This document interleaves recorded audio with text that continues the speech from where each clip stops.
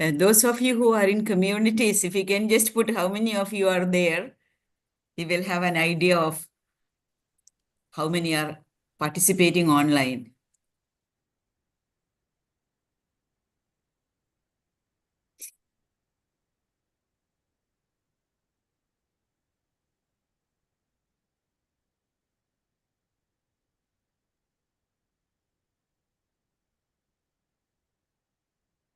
Very good.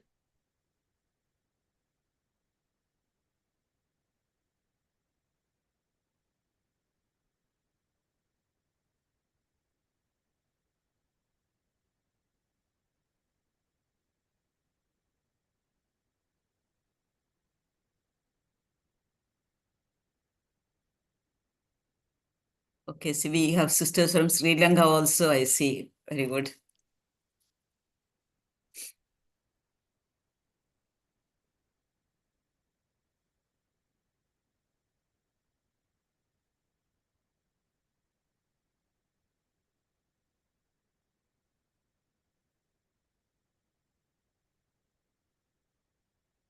Okay, so we have sisters from Sri Lanka also, I see. Very good.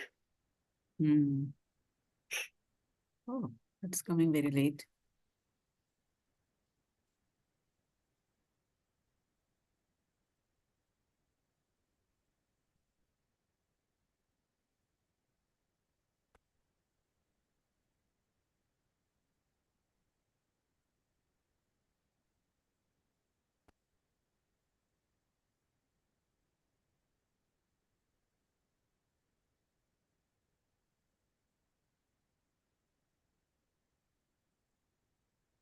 Okay, so we have sisters from Sri Lanka also, I see. Very good. Oh, that's coming very late.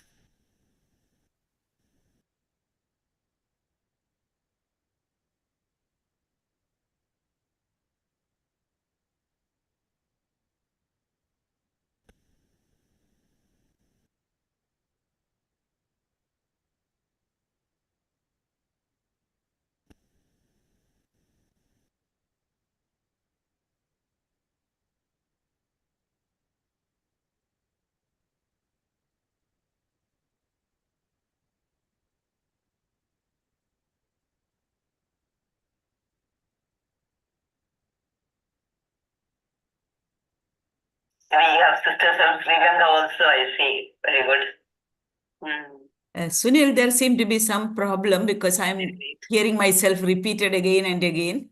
Yeah, I'll just check So that. just check what is the issue, please.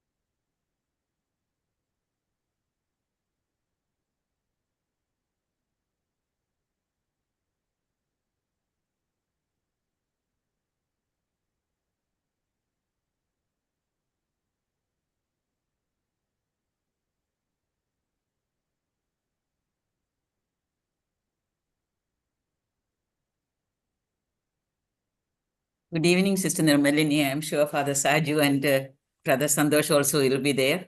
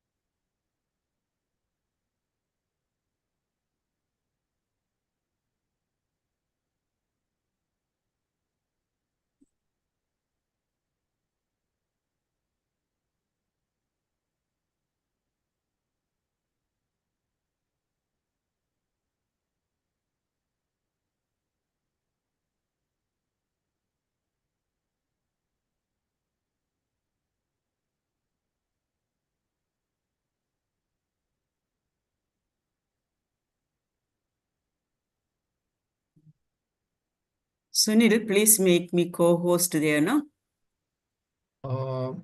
Yeah. You are co-host. You are co-host. Okay, thank you.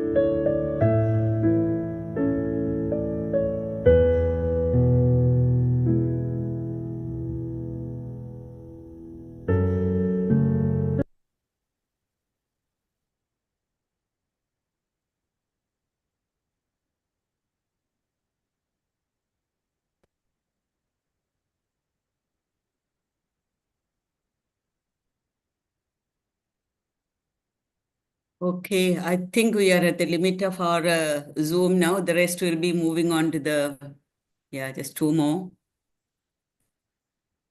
Yeah. Sister Elsa, we have disabled the chat and Yeah, any disable the time chat, we are ready please, to and start. then, yeah, I will do the recording here. Yeah. Yeah. Okay, I think we are ready to go, right? Yes, thank you, Elsa.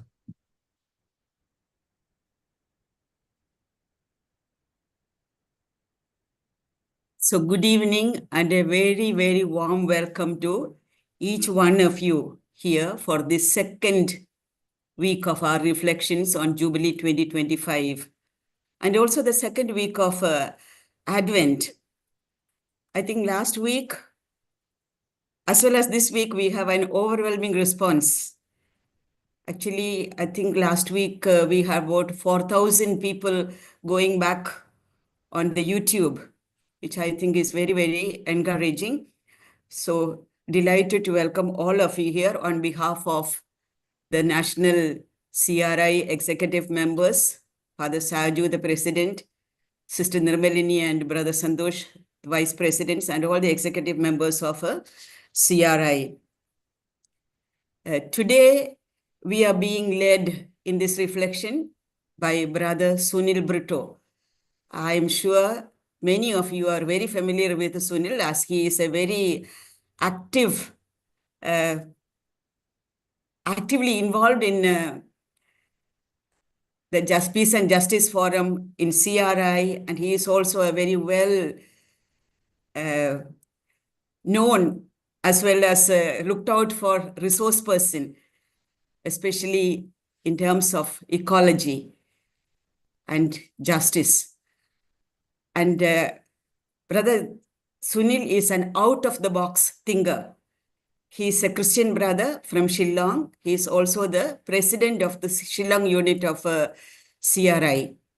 If you are following the Magnet magazine, he's a regular columnist there. And in the last issue of Magnet, he has written on Dilexit Nos, reconciliation with God, which is the theme of actually today's reflection. So we welcome Brother SUNIL.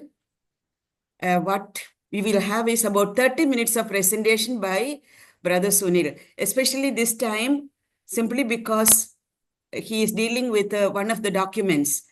But from next week on, I will say the input sessions will be less, but will be much more community involvement with all of you. So, Brother SUNIL, welcome. And over to you.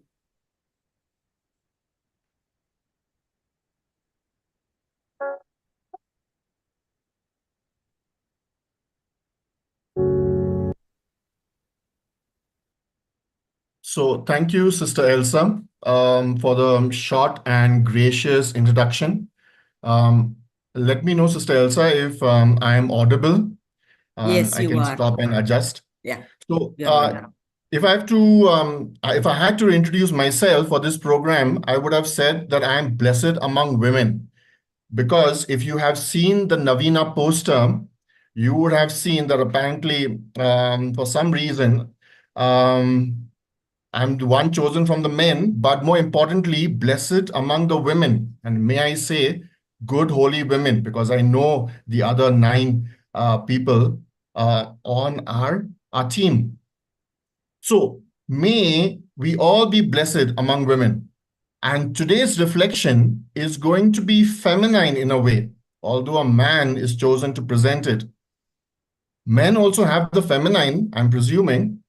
So we are going to explore the heart, the emotional, the relational, the feminine. And aptly, it is the feast of our Mother Mary today. Last week, we sent out our opening Novena batter, Sister Inigo, to open the innings. And she did a wonderful job. Now, I have been sent after her to continue that momentum. And the theme for today's reflection, as we know, is reconciliation with God. And we will be drawing from Pope Francis's fourth encyclical, Dilexit Nos. When most of us, hear the words reconciliation with God, one of the first images that come to our minds is the parable of the lost son, or rather the lost sons.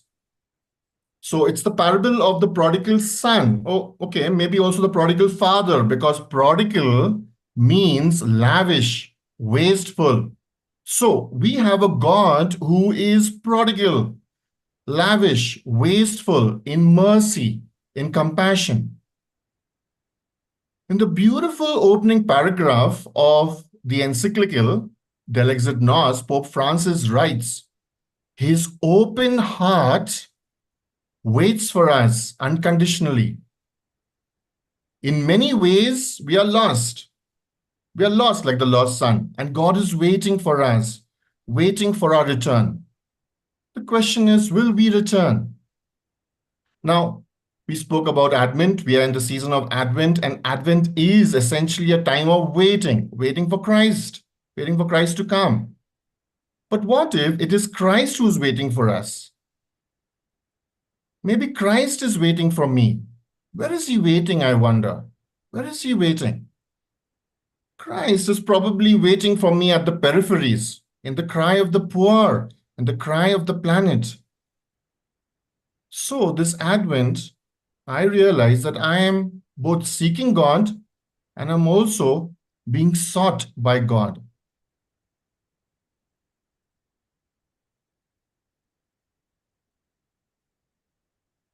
Dilexit Nos, which is in Latin, it means he loved us in English. It was released on October 24th this year and is Pope Francis's fourth encyclical. Now, popes have been writing, Holy Fathers have been writing about the Sacred Heart for about 120 years. And there have been 4 papal encyclicals, numerous papal texts, all dedicated to the Sacred Heart. Now, some of them are 2,000 words, some of them are 13,000 words. But Dilexit Nos is 28,000 word long encyclical. So it's notably lengthy. Another interesting feature is it has over 200 footnotes. We are not counting the scripture references. So there are, to be precise, there are 227 references from Holy Fathers, previous Holy Fathers, from saints. So all this meaning that Pope Francis has done a thorough homework, 28,000 word encyclical, a thorough homework on a very deeply significant topic. So he's quoting previous popes, saints like Saint Ignatius, obviously Saint Margaret Mary Alacoque, Saint Charles the Foucault, Francis de Sales, Therese of Lisieux.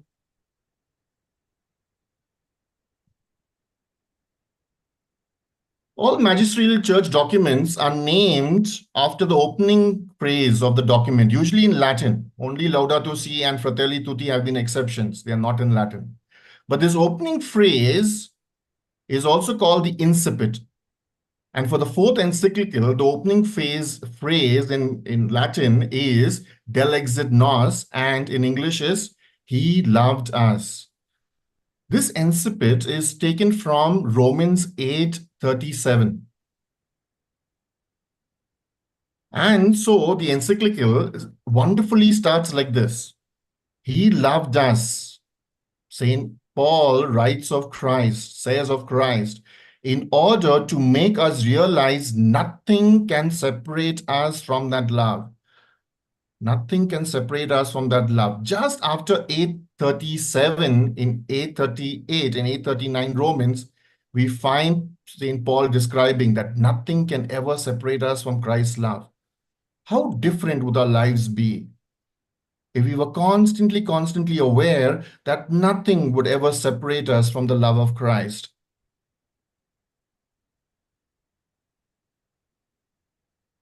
In June this year, June being the month that the church traditionally dedicates to the Sacred Heart of Jesus, The Sacred Heart feast is a movable feast, but usually it is in June. In June this year, Pope Francis declared his intention to release a document on the Sacred Heart, hoping it would illumine the path of ecclesial renewal, but it will also have something significant to say to a world that seems to have lost its heart. And in many ways, our world has lost its heart. Look at the number of wars, prolonged wars that are there. The war in Ukraine, in Gaza, now in Lebanon too. In Syria, the civil war has started. And then we have our own Manipur. Yeah, the world seems to have lost its heart. Now, in a very surprise move, Pope Francis cleverly released Dilexit Nos just as the Synod on Synodality, a multi-year process, was drawing to a close. Now, many Catholics and many others were following this Synod on Synodality and were asking this question: what changes will this Synod bring in the Church? What changes are going to happen in the Church? Now, through Dilexit Nos, Pope Francis redirects this question back to us who have been asking, how is the Church going to change? Pope Francis, through Dilexit Nos, is asking us and telling us, when we're talking about changes in the Church, we are the Church. And it is our hearts that need transforming. It is our hearts that need to be more aligned to the Sacred Heart of Jesus. So the first chapter is named as The Importance of the Heart. A beautiful chapter. It's worth starting from here. We could actually have a whole presentation just on this, a retreat whole just on this. So this chapter unfolds like an invitation to a retreat. We're called to step back and look inward. It reminds us that in the deepest fiber of our being, we are made to love. We are made to love and to be loved. And perhaps the most decisive question we can ask is, do I have a heart? Do I have a heart? Do I have a heart for people? Do I have a heart for the planet? Personally, I recall times when a student comes to me with a plea for mercy for having a major rule infringement. And then my head says and insists, I have to say no. I have to say no to him. The rule applies to everybody. He has broken the college rule. My heart whispers, can I have mercy this time? Can I have mercy this time? Do I have a heart? The second chapter, Actions and Words of Love. In this chapter, Pope Francis weaves together a number of biblical passages, 38, drawing us to Jesus's heart. At the heart of this chapter, there's a brief yet powerful section of 4 paragraphs. And this 4-paragraph section is an invitation to experience the gaze of Jesus, the gaze of Jesus. It reminds us of the encounter between Jesus and the rich young man. And the Holy Father urges us to imagine that gospel moment between the rich young man and Jesus. And when we have it in the scriptures, Jesus looked at him with compassion. And the rich young man's eyes meet the gaze of Jesus. Pope Francis writes in the encyclical, if Jesus calls you, he first looks at you, plumbs the depths of your heart, and knowing everything about you, fixes his gaze upon you. Fixes his gaze upon you.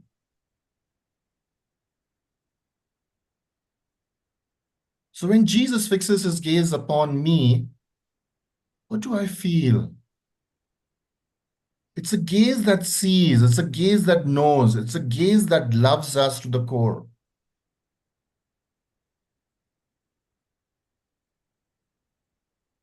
As we explore about the gaze of Jesus, I want you to have a look at this painting. It's in a book. It's the book cover of a book called Christ in the Margins, and it's by Brother Robert Linz. And we are going to do a Visio Divina. We know what is a Lectio Divina, sacred reading. We're going to do a Visio Divina, which is sacred seeing. And we're going to use this painting. What do you see? We see the deep, piercing eyes of Jesus. We see the wounds on his palms. We see the dark-skinned Jesus, more Palestinian than European. We can see the barbed wire too. Now, Brother Robert, he painted this when he was working in New Mexico in the US, where there were many immigrants from Mexico jumping over the barbed wire fencing for better life and opportunities. So as he was painting this, he was very aware of what a fence means, what a barbed wire means. And like many other icons, this icon possesses a multi-dimensional quality, which is both unsettling and also a bit slightly peculiar. Now, the first question is this. You can see the barbed wire, we can see Jesus. Is Jesus standing behind the barbed wire? Yeah. Is Jesus standing in front of the barbed wire? Yeah. It's sort of an illusion, but it's got the two dimensions. It's got its multi-dimension. So let's consider Jesus standing behind the barbed wire. The barbed wire is there and Jesus standing behind it. That means Jesus is imprisoned. And maybe we have imprisoned Jesus. How have we imprisoned Jesus? Maybe we have imprisoned him in very soft, sugar-coated images. We worship a Jesus that never disturbs us, never shakes us out of our comfort zones. We have tamed Jesus and the dangerous memories he would remind us of. Maybe we have imprisoned Christ. Now, we looked at Jesus if he was standing behind the barbed wire. What if he's standing in front of it and we are enclosed in the barbed wire? We are, you could say, imprisoned. So ironically, maybe we have imprisoned ourselves.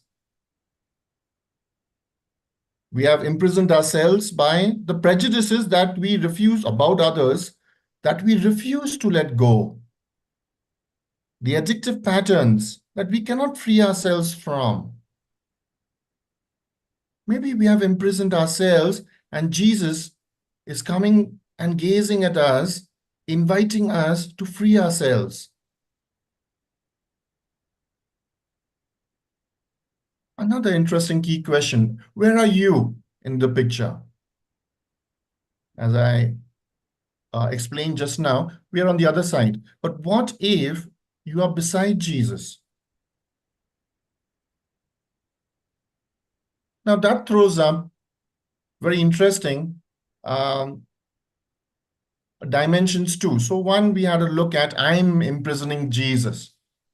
And I'm imprisoning Jesus, Jesus behind the barbed wire, and I've all these sugar-coated images of Jesus that don't disturb me at all. Or it could be Jesus has come to liberate me, all these things that make me sick, all these things that make me stuck.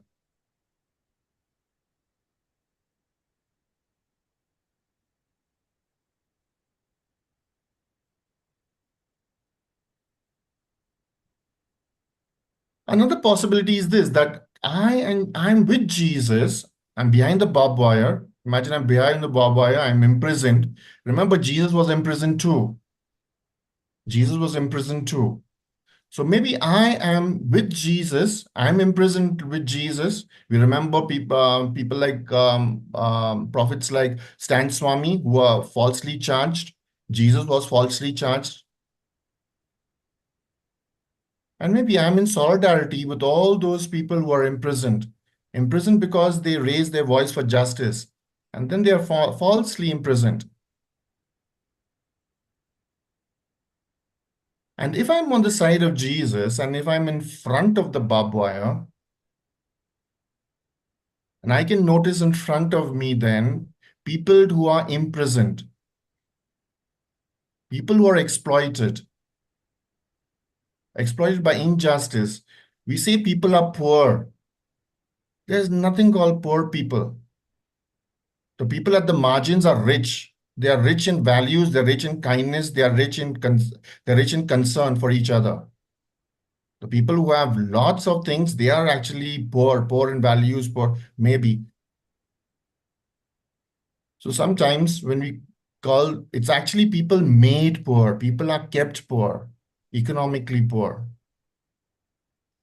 And so I join in Jesus' liberative action of justice against systemic injustices of the world.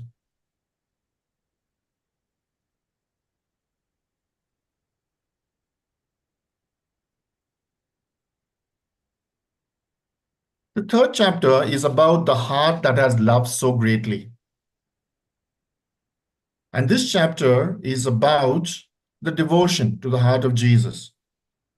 Now, interestingly, the very first line of this chapter, it starts like this: devotion to the heart of Christ is not a veneration of a single organ apart from the person of Jesus. Very strong words. Devotion to the heart of Christ is not a veneration of a single organ apart from the person of Jesus. Devotion for the Sacred Heart is not for its own sake. It points to the Gospels. It points to the Jesus of the Gospels.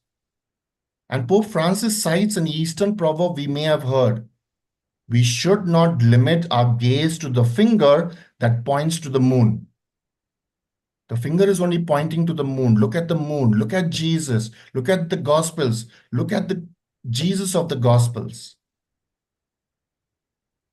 In this chapter, there's an interesting observation by Pope Francis, and he says this: within Christian theology, the heart, the emotions, may I add also women, have been long marginalized, often regarded as pre or subhuman due to influence of Greek philosophy. And Greek philosophy was very heady, was very rational. And so we need to be heart people. The church needs the Sacred Heart of Jesus more than anything else.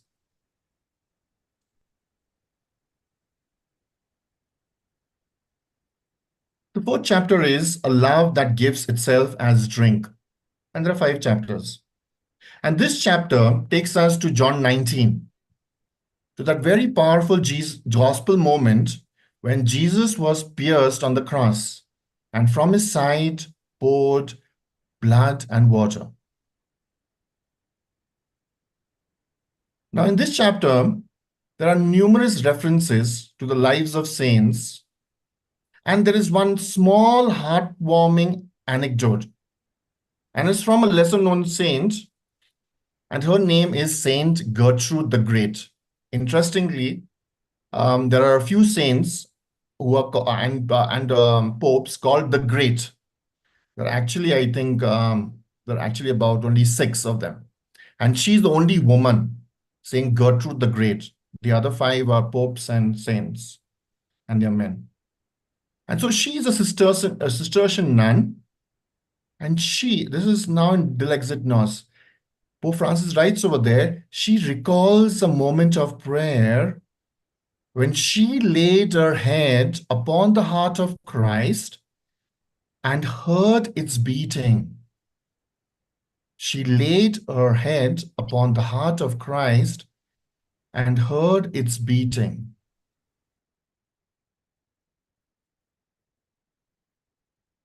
And continues, Saint Gertrude then has a conversation with Saint John the Evangelist, who also leaned on Jesus' side and possibly heard the heart of Jesus beating. And so in a conversation, Saint Gertrude asked Saint John why he hadn't shared in his gospel the experience of the Sacred Heartbeat.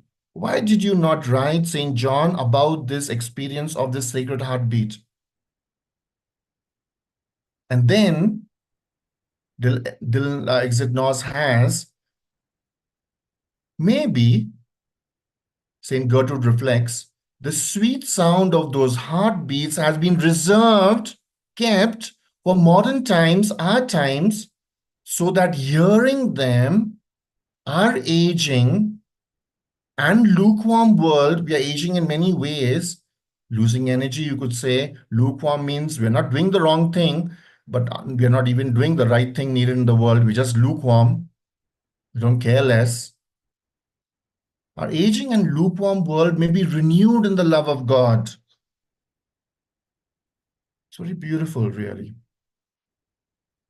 And then we come to the fifth chapter, and the fifth chapter is love for love. Love is not for itself.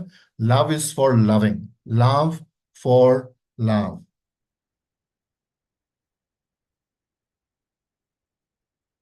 Just let me, in this picture, you see Sister Elsa there, and you can see me sitting on the other side in a different version.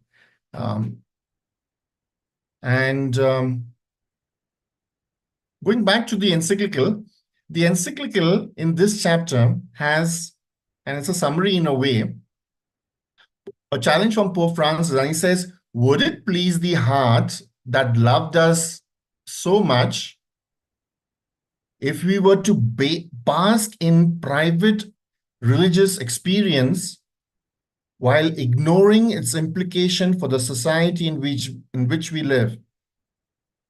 Would it please the heart that loved us if we were to bask in private religious experience and while ignoring its implications for a society in which we live?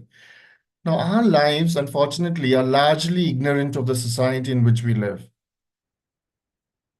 And I ask myself, and I'm aware of this myself too. So how can the love of Christ draw us more into the world in which we live? Maybe our worlds, the world that we live in, are far too small. It's just my institution, my school, my ministry. So this is from the picture, this photograph is from a visit that National CRI was on a fact-finding a visit to Manipur in August of last year. And the memories of Manipur all keep haunting me. Am I doing enough, I ask many times, for those who are suffering in Manipur? And now it's close to 600 days. It's very soon going to be 600 days in relief camps. 600 days, the second Christmas in relief camps. It's a heartbreaking thought.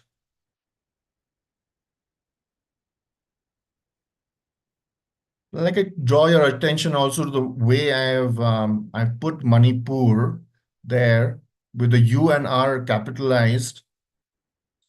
You are Manipur. I am Manipur. We are connected to the people of Manipur. We're not separate from them. What happens to them happens to us.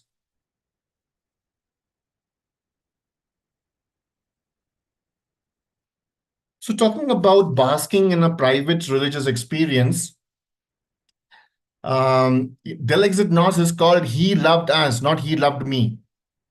It's called He Loved Us. And when Jesus taught us, he taught us the Our Father, not my Father. And very interestingly, the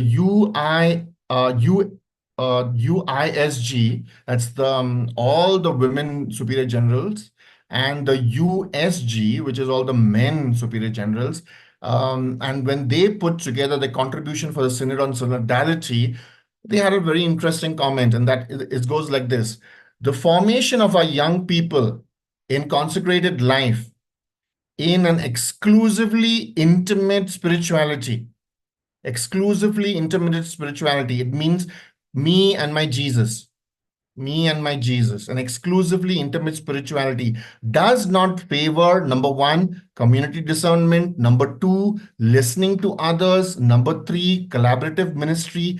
And is an obstacle to synodality. This exclusive, intimate spirituality, I mean, me and my Jesus.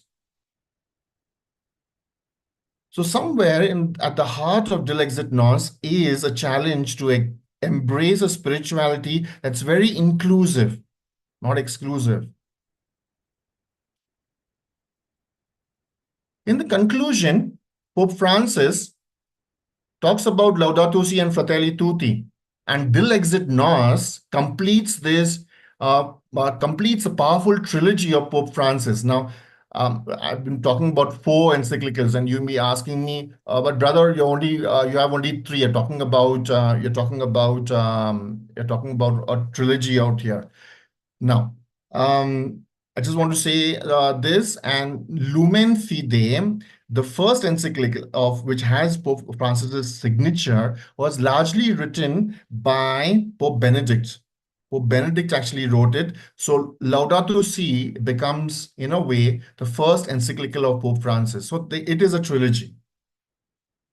Laudato Si called us to connect with the cry of the earth and the cry of the poor, saying it's the same cry. Fratelli Tutti introduces another cry, the cry for fraternity. The world needs fraternity. There's far too much war. We need peace. We need fraternity.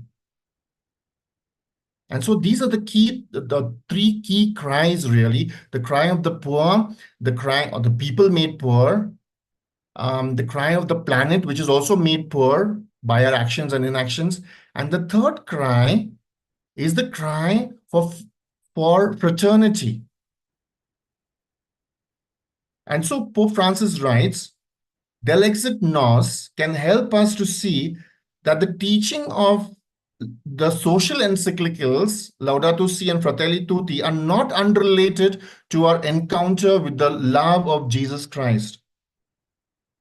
For it is by drinking from the same love that we become capable of forging bonds of fraternity and working together for care of the planet.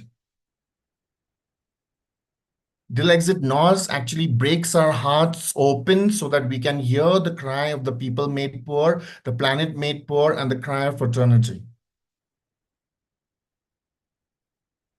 And as we're talking about this, we're talking about the different cries, and especially the cry of fraternity here. I'd like to draw your attention to what is here. If you are not networking, not working in a fraternity, then you are not working. Now, most consecrated people, we work on similar projects, but we choose to work in silos for our own glory, I may add, rather than to collaborate. We groan and moan about each other, about land and vocations and similar things. And we forget and overlook that we are working for the same kingdom of God. In the picture, you can see the CRI unit in Shillong last year. They did a Earth Day program, and it happened in numerous places in Shillong. And this is in one of the places where there were street plays and cleaning drives, a collaborative action, different groups. And it simply represents all the collaborative activities we are doing and we need to continue doing.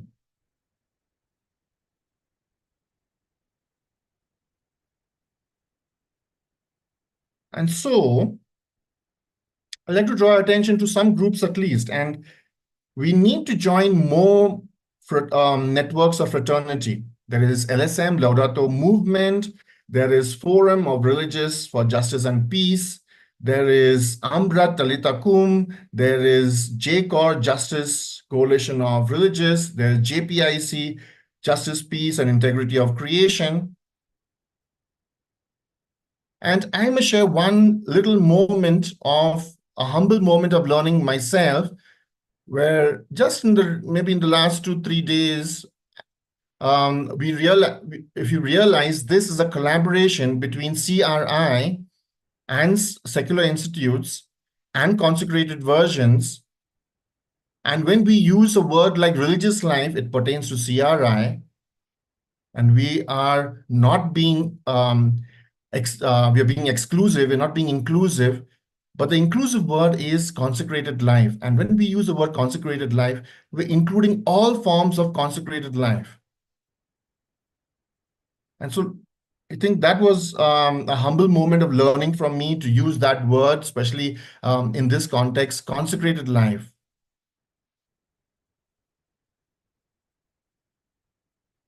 And so, as we come to a close, I want you to read this almost poetry of love that is there in our scripture. Love is patient, love is kind, love is not envious or boastful or arrogant or rude. Love does not insist on its own way. Love is not irritable or resentful. Love does not rejoice in wrongdoing. Love rejoices in truth.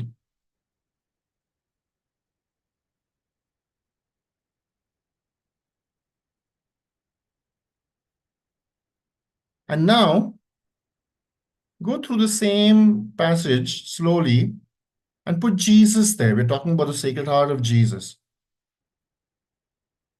And you put there Jesus. Jesus is patient. Jesus is kind.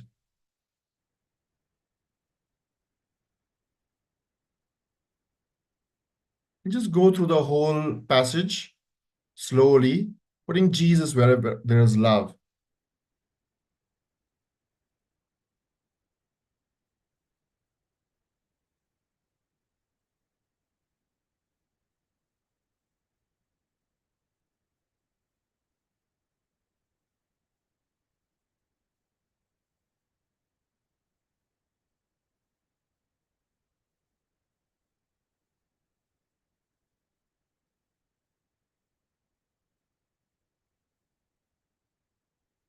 Now I want you to read the same text for a third time.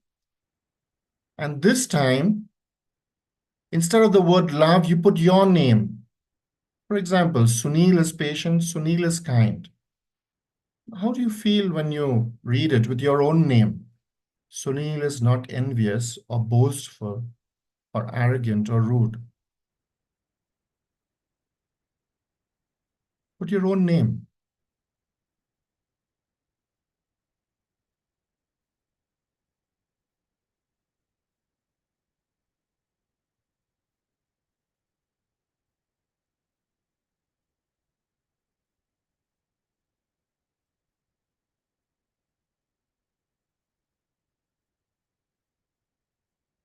And finally, we're talking about fraternity, and fraternity needs to begin sometimes in our own communities, in the people that we are rubbing shoulders all the time.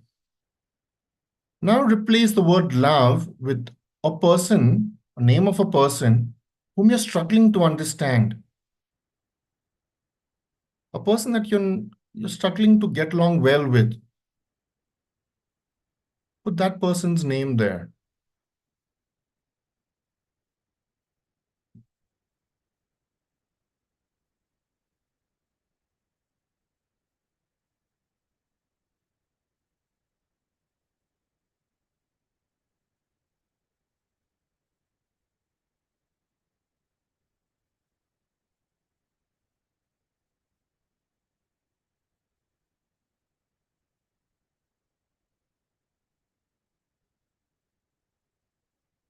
I wonder how that exercise was for you.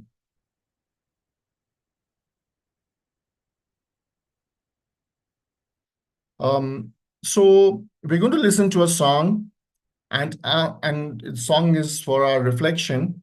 And after we have that song, we're going to invite you. We're going to open the chat box, and at least for 10 minutes, we're going to have some of you even sharing live. So we'll invite you to do the raise hand and then call on you to share your reflections about anything that touched you. So first we'll have the song, and then after we have the song, it's just a heads up, but we'll have around 10 minutes in which we will invite you. Some of you could share in person, unmuting yourself, and we are inviting many of you to share in the chat, please. Let's listen to the song. We're talking about reconciliation with God, and we're talking sometimes about imprisoning God into images that are dead. And so it's an invitation to be reconciled to a living God. And so the name of the song is God Known and unknown.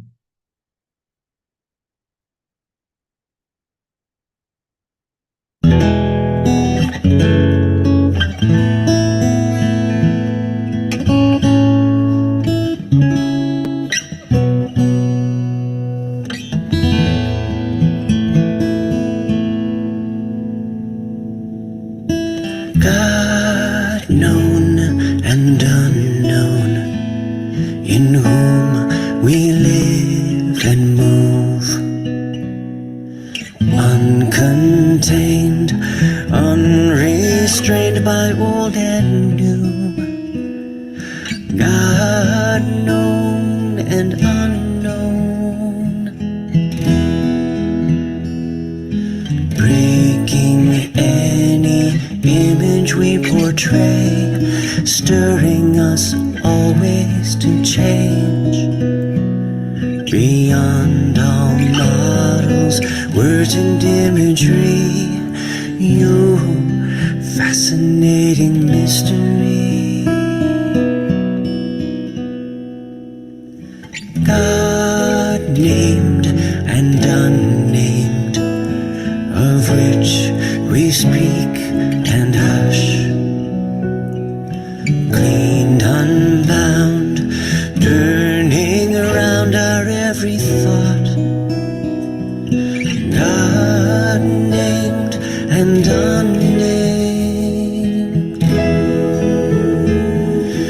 breaking any image we portray, stirring us always to change, beyond all models, words and imagery, you fascinating mystery. Oh, God sought and unsought, inhabiting our blood, enfolding, unfolding a springtime bud. God sought and unsought, breaking any image we portray, stirring us always to change, beyond all models, words and imagery, you fascinating mystery.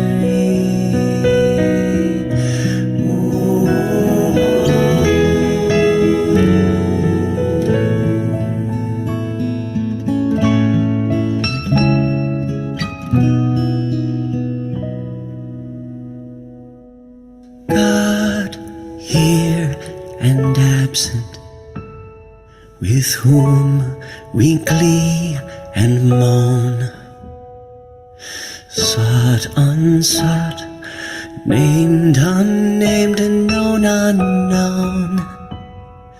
God here and absent, breaking any image we portray, stirring us always to change, beyond all models, words and imagery, you fascinating mystery.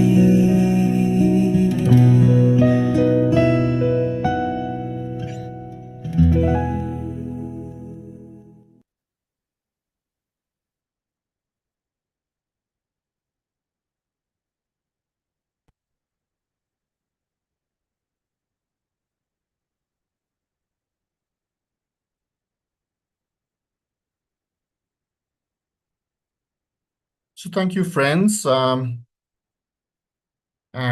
the invitation now is to, it can take two formats. One is you're free to write in the chat box. We will enable the chat box. The chat box is enabled now. And we will also have you the possibility of unmuting yourself so that you're able to share. The request would be to raise your hand if you know how to do that. so that there are not two people speaking at the same time. So you have the facility now to unmute yourself, and you also have the facility now to type in your comments on the chat boxes.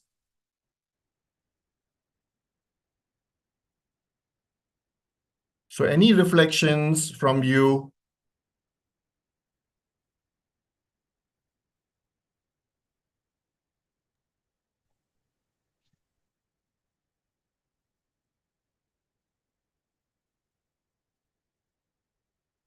And if any of you would like to share,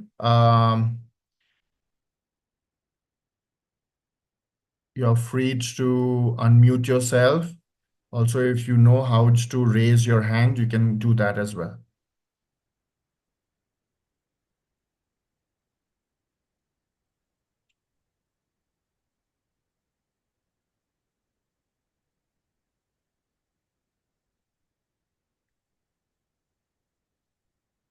Brother, I would like to share something. My video is not on. That's okay, sister. Yeah. Yeah.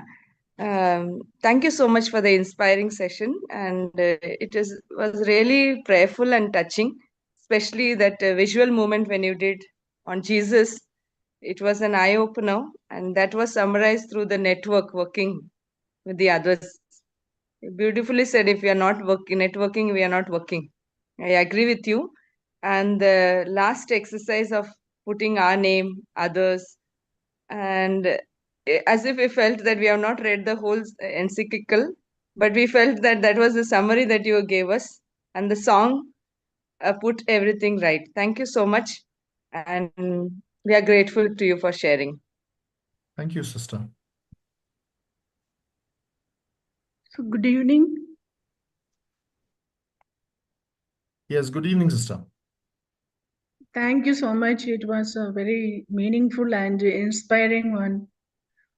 Very especially the picture, Jesus behind the barbed wire, or I am behind the barbed wire. So it's very inspiring.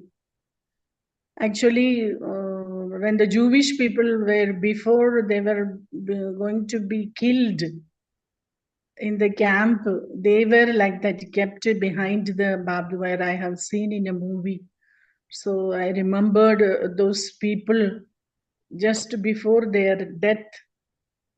They were longing that somebody could save them or make them understand what is going on. So maybe that is the situation in Manipur now also.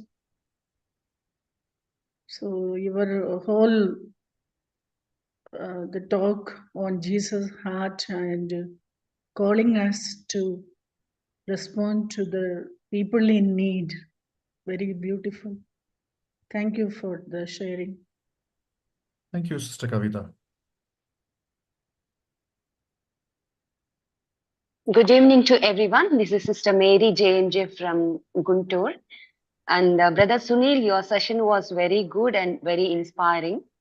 And the last Bible words are very good, that keeping ourselves in the same words that with our name. So thank you so much, brother, for your sharing. Welcome, sister. Good evening. Yeah. Go ahead, Good sister. evening. Good evening, Father. Thank you for the new insights that you have given for the reflection of the young man and encounter with Jesus. And secondly, the devotion of the heart of Jesus is not the veneration of a single organ. This insight enlightened me. And thirdly, taking the context, how we can apply to the poor and needy and marginalized. This is a new insight that you have shared with us. Thank you so much. By the way, it is Brother Sunil, not Father Sunil. Eh? We want to acknowledge the brothers. Yes, thank you. Neil. Mr. Pushpanjali, if you are ready to go. Or anybody else? Brother, oh, sorry. Yes. Brother, I would like to share I really felt very much when you showed that picture that Jesus was behind the fence. And I could feel that I too was behind the fence. Because when I was in Brazil as a missionary, around us there were lots of work of militia, and we could not do anything. We had to obey. We had to obey. So we were imprisoned somehow. So that came out when you were talking about it. Yes, I am also behind the fence. Thank you, sister. That was very moving. Thank you. Pushpanjali and then Reina.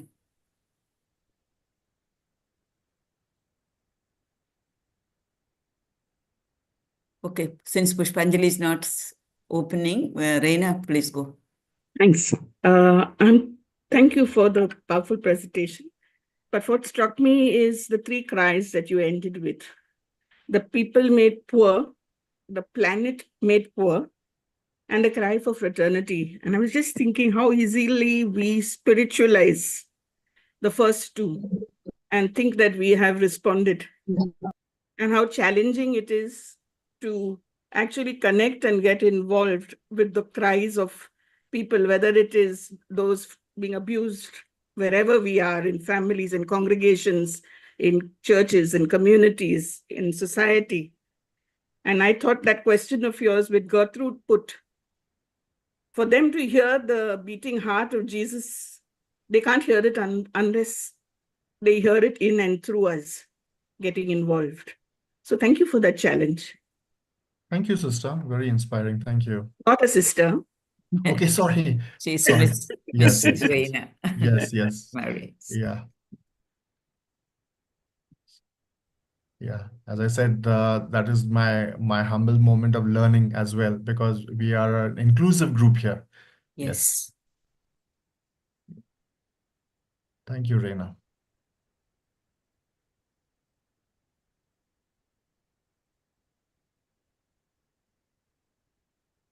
We don't see any other hands, but if there is anyone, please go ahead. Yes, yes, Renu. I was thinking of the Holy Father himself, how he lives in community rather than in a palace. And what he writes is something that he experiences himself. And he writes from the heart. So it is a very beautiful topic that you took, Brother Sunil. And also the point about all of us are consecrated people rather than religious, secular institutes, societies of apostolic life, or the Virgin Home. We are all together under the consecrated life umbrella. And that was a beautiful thing that we have expressed today, because I have been struggling with this and it's not been easy to explain this to others. But anyway, I hope through this Zoom, this has come out clearly, and our own consecrated virgins will accept this happily. Thank you, Brother Sunil. Thank you, Lucy. We have people who are also family members here. So they are all are welcome. I saw Sister Lucy's hand. Lucy Emmanuel. Sister Margaret is there too. Yeah, Margaret already had. We'll come back to Margaret, but I think Lucy was. Okay. Thank you, brother, for that very inspiring and yet challenging, thought-provoking sharing. You have explained the heart of Jesus and mostly soaked and really focusing on the vulnerable, the most vulnerable, the marginalized. That picture of Jesus behind the bars, behind the barbed wire, it really was very touching. And then your explanation of that, placing ourselves also, it was beautiful. Thank you. And also that words with the scripture, placing oneself instead of love, superimposing one's name instead of love. On the whole, that was a very, you have encapsulated the poor, the networking, and the really revealed the heart of Jesus and the heart of Pope Francis. Thank you for that challenge too. Thank you, Sister Lucy. Now, Sister Margaret. See you back.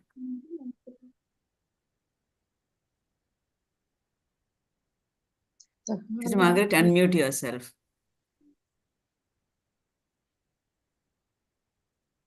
Please unmute.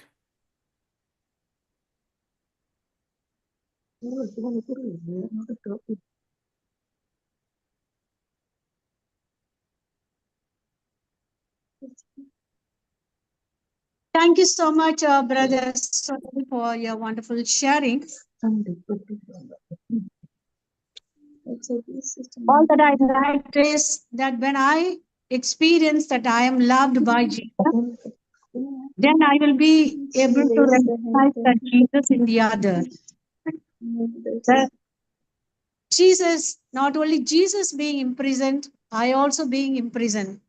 When I am being liberated, then along with Jesus, I will be able to work for the liberation of the other. Okay, so this is what I like this part, and also the other points which everybody also focused. If we are not networking with one another, we are not at all working. Okay, it is Jesus along with one another in synodality or in solidarity, we will be able to love not only Jesus and also love one another. Thank you so much for your rich sharing. Thank you, Sister Margaret. It is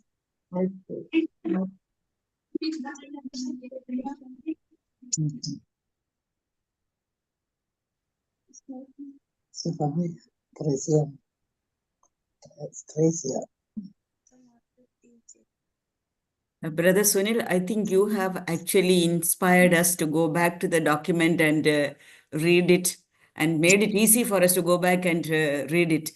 At the same time, I think you have also challenged us really to look at our devotions. You know, are we stuck at the level of devotions, or are we kind of moving towards where the devotions are inviting us to, especially the devotion to the Sacred Heart? Thank you. I see Pushpa's hand. Pushpa.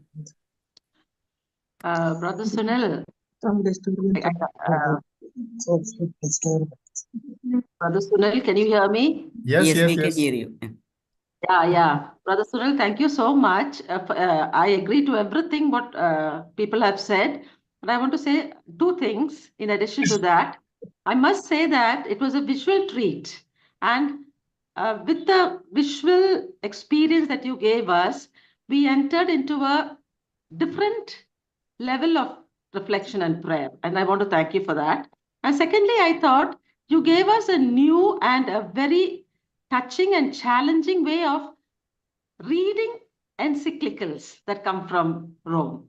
And by allowing it to challenge our own lives, not only personally, as well as collectively. So an encyclical that came from Rome became so meaningful.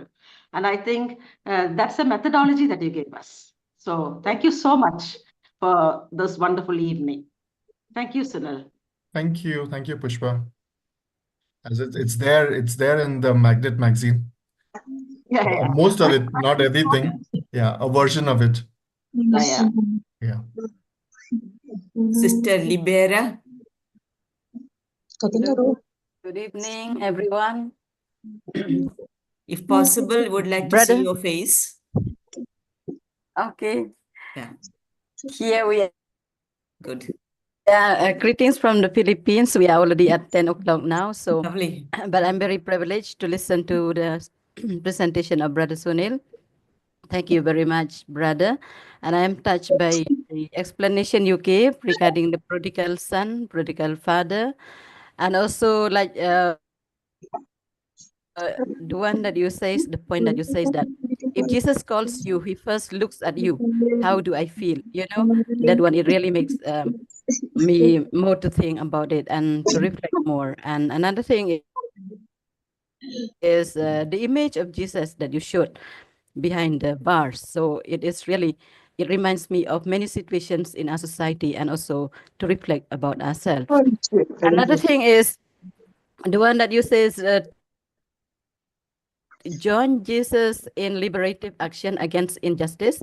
You know, this one is so relevant because we also just finished attending the 10 days workshop on safeguarding of minors and vulnerable adults, especially against sexual abuse, what is happening now in the church and in the society. So it is like a kind of a burning issue for me regarding what you have said. Am I joining Jesus in liberative action against injustice? So this is a very powerful message for me at this time. And also it is a new learning for me regarding the heart, the devotion to the heart, the Sacred Heart of Jesus, not only to the organ of the heart, but also to the whole person of Jesus, and and the poetry of love. No, for the first time, trying to do that, like putting my name and to say that liberalized love or patient or kind. So it is a kind of very deep, I mean, spirituality, and also to continue to reflect and live by what you have taught us. So thank you so much, Brother Sunil, for this meaningful presentation. Thank you, Sunil. Please wind up. Thank you, sister. Must be very late in the Philippines.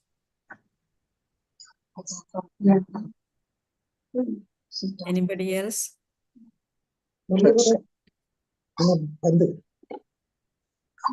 If there is no one else, thank you for all your messages in the chat also.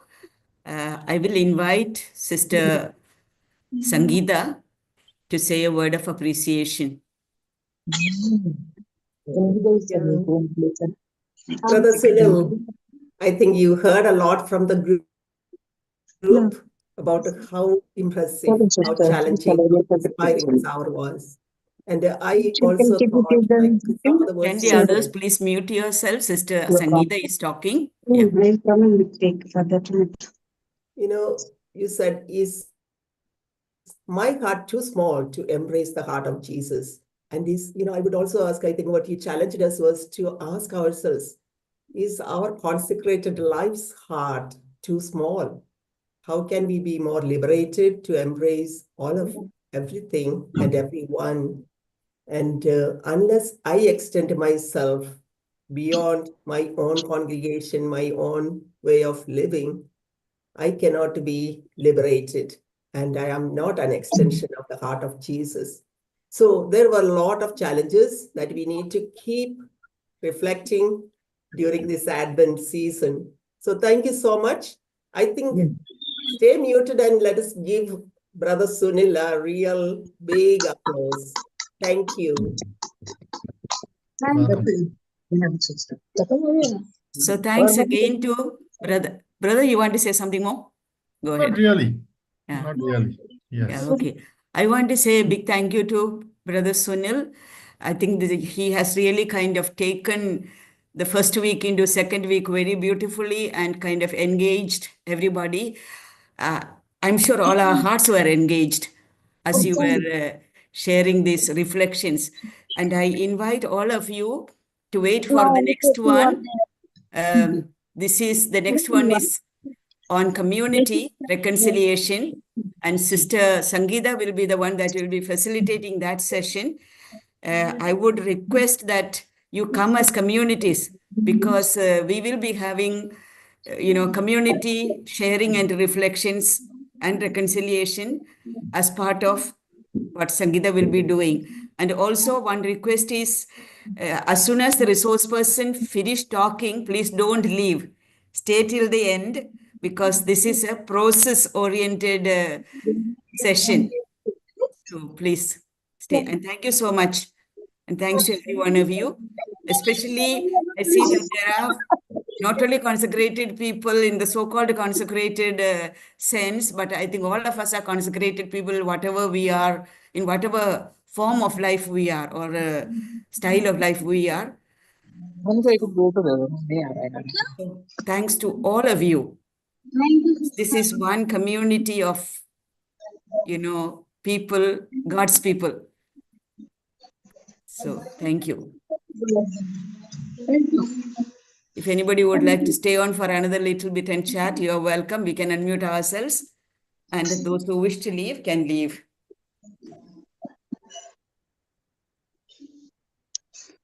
Yeah.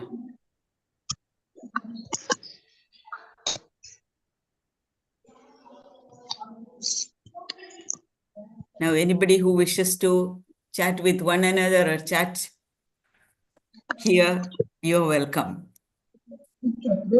Together, yeah.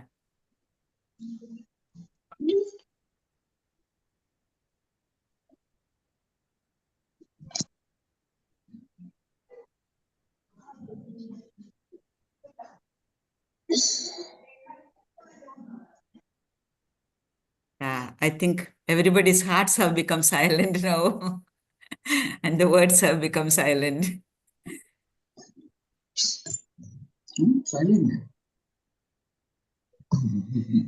So in that case, we will wait for next week to see all of you with your communities, with your families, with whoever you are, to join back. Okay. Anita, are you trying to say something?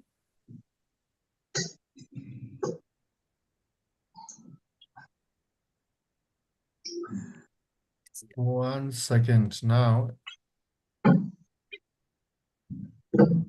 Anita, Elsa, you can please unmute yourself. invite Elsa for the Yes, CRI yes. program. I'm sorry. Day after I was not tomorrow, that able- is on the 10th of December.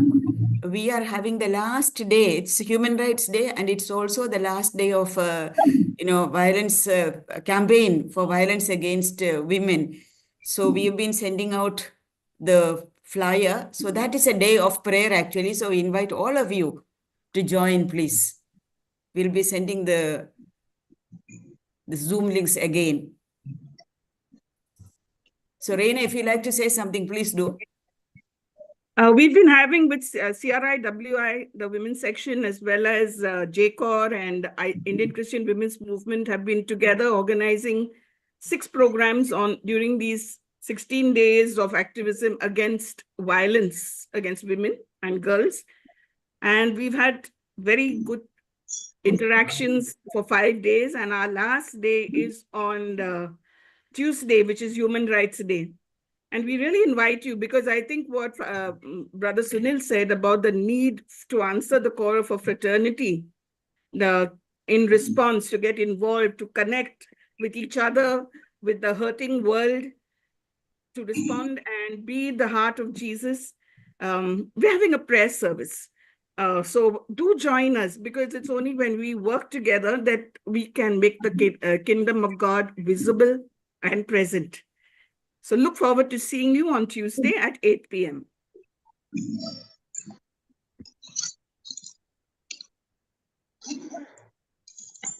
So, brother, thank you, Brother Sunil. You not only helped us to reflect, but also to introspect, especially with that hymnal about love, no?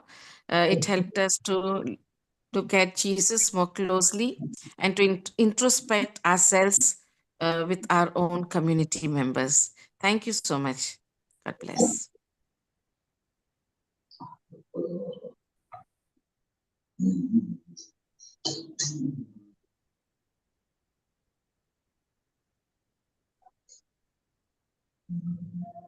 Okay, maybe Sunil, then we can close. Yes. So thank you, everybody. Thank you Good for night joining. and happy feast also of the Immaculate Heart today. Yes, today is also the feast of Mary. So thank you very much, and we will meet next week, same time. Thank you.